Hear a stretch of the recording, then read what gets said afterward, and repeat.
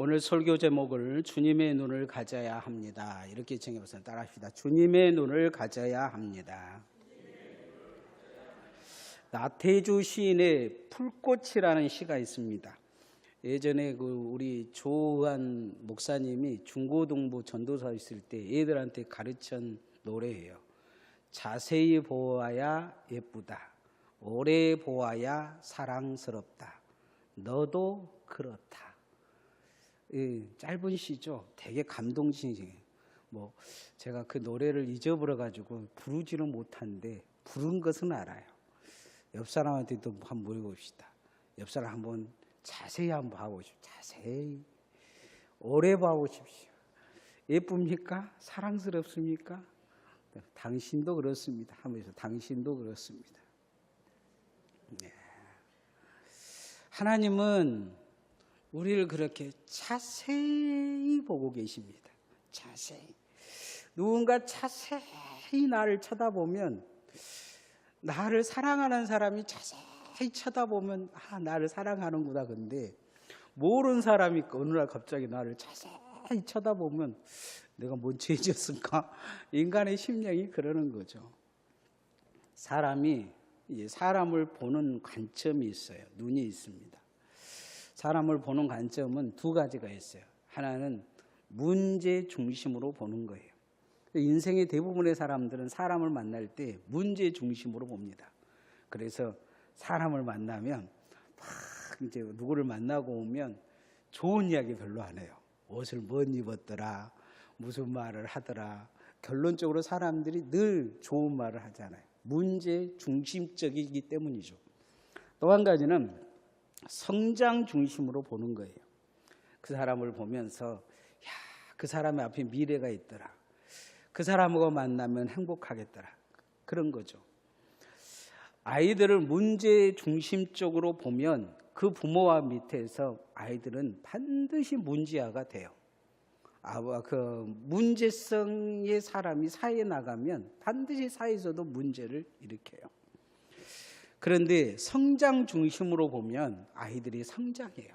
특히 농부는 이 곡식을 키우는데 이 꽃을 키우더라도 절대 문제 중심으로 안 봐요. 그러면 꽃을 피우지 못해요. 꽃을 처음에 심을 때부터 꽃을 피우려고 심는 거죠. 그리고 꽃이 시들며 물을 주든지 영양제를 주든지 어떻게든지 살려내서 꽃을 피워요. 성장 중심으로 보는 거예요. 살려야 되겠다는 그런 마음이 있는 거예요. 어떻게든지 키워야 되겠다는 마음이 있는 거예요. 사람도 문제 중심으로 보면 절대로 성장시키지 않아요. 문제 중심으로 보고 문제아를 만들어요. 그런데 성장 중심으로 보면 어떻게든지 가지를 쳐서라도 잘라서라도 열매를 맺게 하겠다 생각을 하면 성장 중심으로 보는 거죠.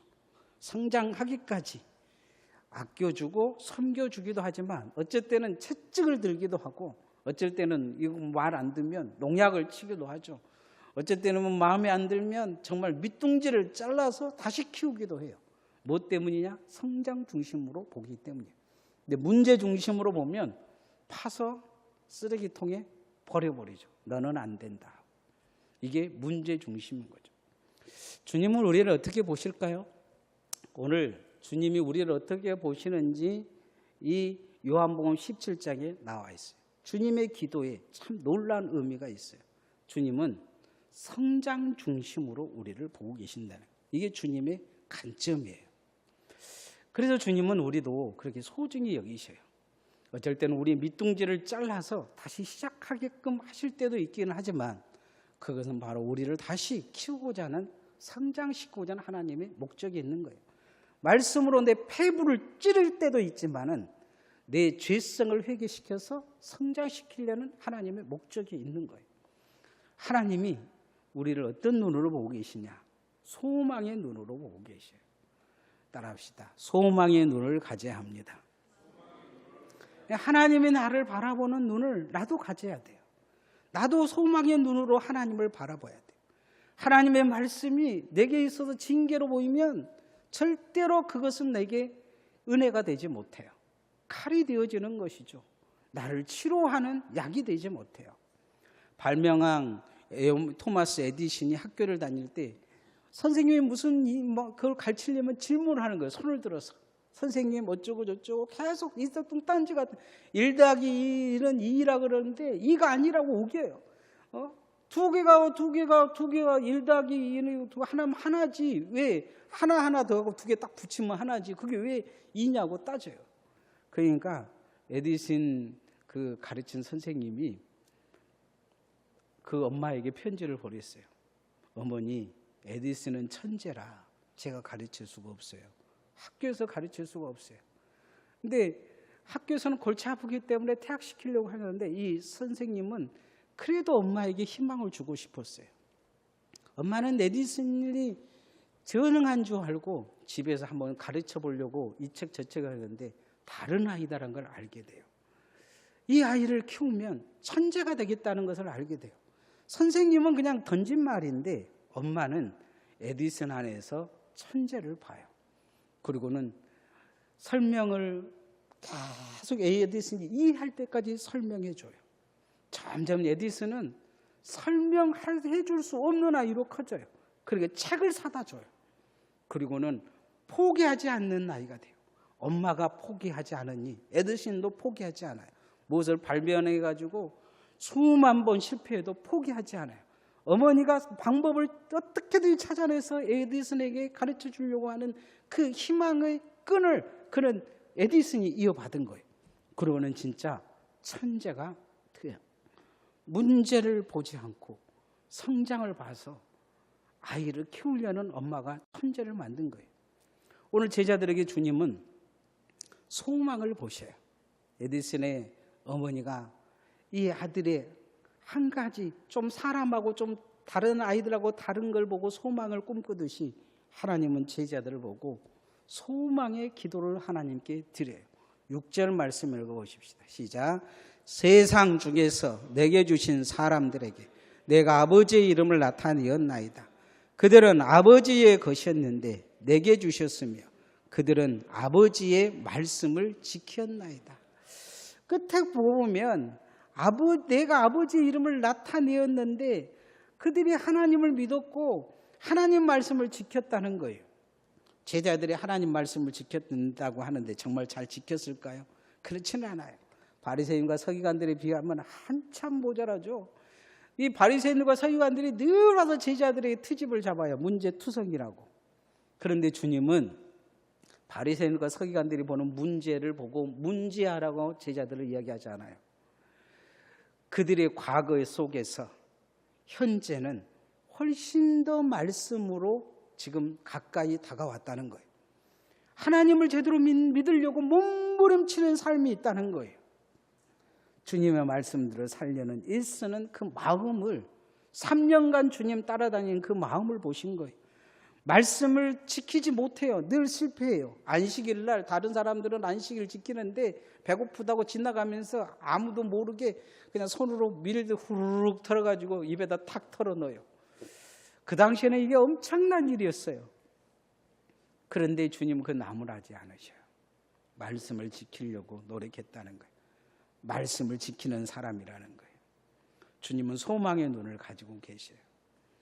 성령이 주님의 십자가가 지나가서 주님이 부활하고 승천하고 성령이 임하면 제자들의 변화될 모습을 보고 계신 거예요. 우리도 잘나서 부른 게 아니에요.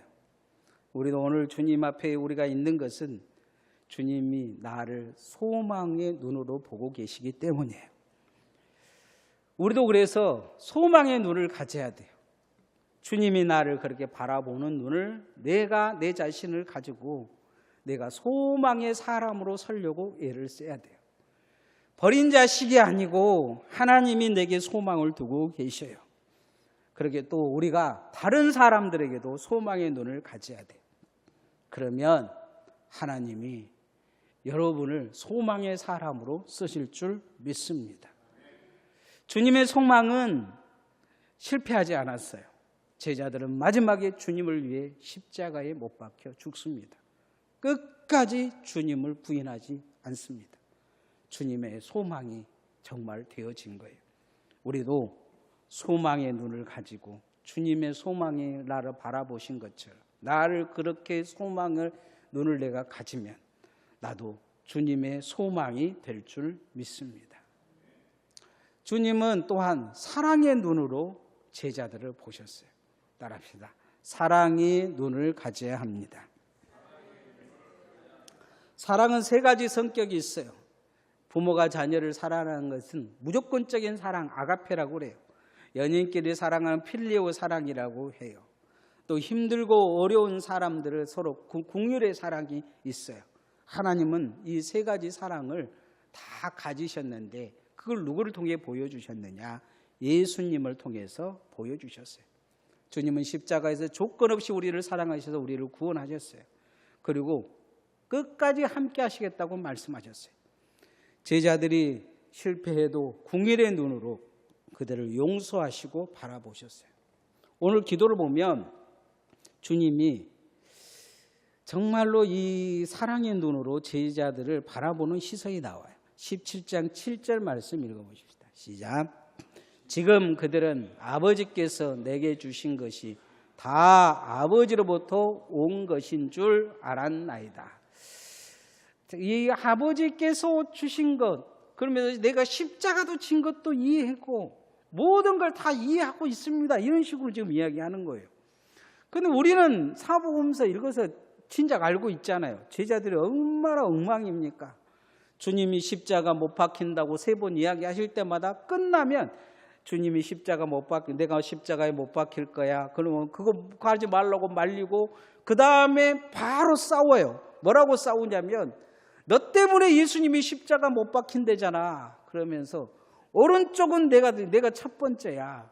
너는 두 번째고. 순위 경쟁을 하는 거예요. 순위 경쟁을. 두 번째도 주님이 그 이야기인데 또 순위 경쟁해요. 세 번째도 마지막 주님이 성만찬 할 때도 그때도 순위 경쟁을 해요. 막 싸워요.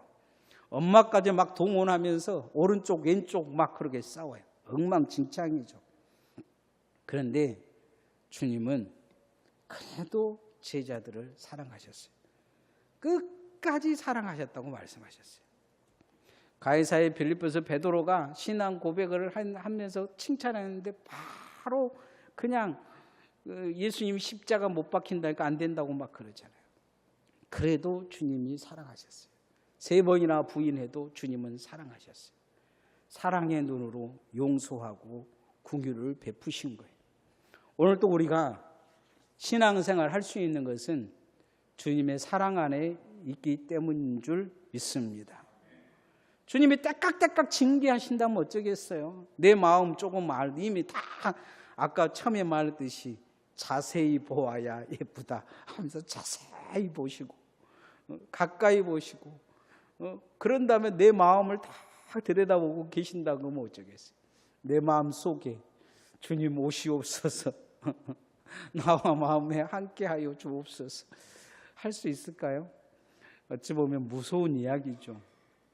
우리가 주님의 사랑의 사람이기 때문에 사랑의 사람인 줄 알기 때문에 주님을 내와 함께 해달라고 이야기를 하는 거죠. 집에 매든 아빠가 있어요. 그러면 아이는요 벌벌벌 떨어요. 죄를 지으면 아빠가 알거 싶어가지고 아빠 얼굴만 봐도 문소리만 나도 벌벌벌 떨어요. 그런데 아빠가 정말로 자기를 사랑하는 줄 아는 아이는 좀 실수하면 그래도 아빠가 뭐라 그러면 떨기는 그냥 웃어요. 미안해. 그래요. 미안해. 우리 큰아들이 맨날 나한테 하는 말이 그래요. 아빠 미안해.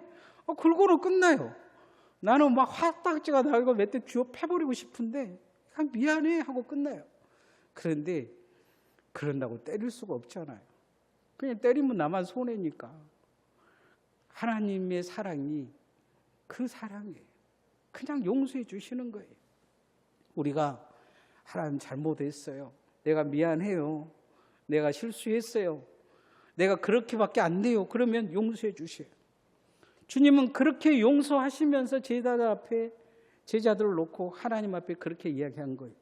내게 주신 것이 다 아버지로부터 온 것인 줄 알았나이다. 하나님, 애들은 내가 아끼는 애들이에요. 내가 사랑하는 애들이에요. 다 내가 말한 거 다 알아듣고 다 이해하고 다 생각하는 아이들이에요. 하나님 보호해 주세요. 이 기도를 쭉 하고 계세요. 이들을 사랑해 주세요. 이들을 용서해 주세요. 이들을 지켜주세요. 이게 17장의 주된 내용이에요. 예수님의 사랑이 들어있는 거죠. 오늘 그렇게 나를 바라보고 계십니다. 하나님의 사랑 안에 거한 줄 알고 우리도 사랑의 눈으로 나를 바라보시는 그 하나님의 사랑의 눈을 가져야 될 줄 믿습니다.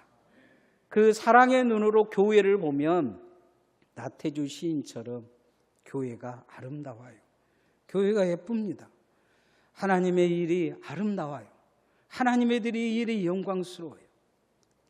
우리가 그 눈을 가지면 주님의 사랑의 도구가 될 줄 믿습니다. 여러분이 그렇게 주님의 사랑의 도구로 쓰임 받을 수 있기를 소원합니다. 마지막으로 주님은 제자들을 무엇으로 보셨느냐? 믿음의 눈으로 보셨어요. 따라합시다. 믿음의 눈을 가져야 합니다. 어린 나이에 23살에 가부가 됐어요. 그래서 딸 하나가 있는데 열심히 공부를 시켰어요.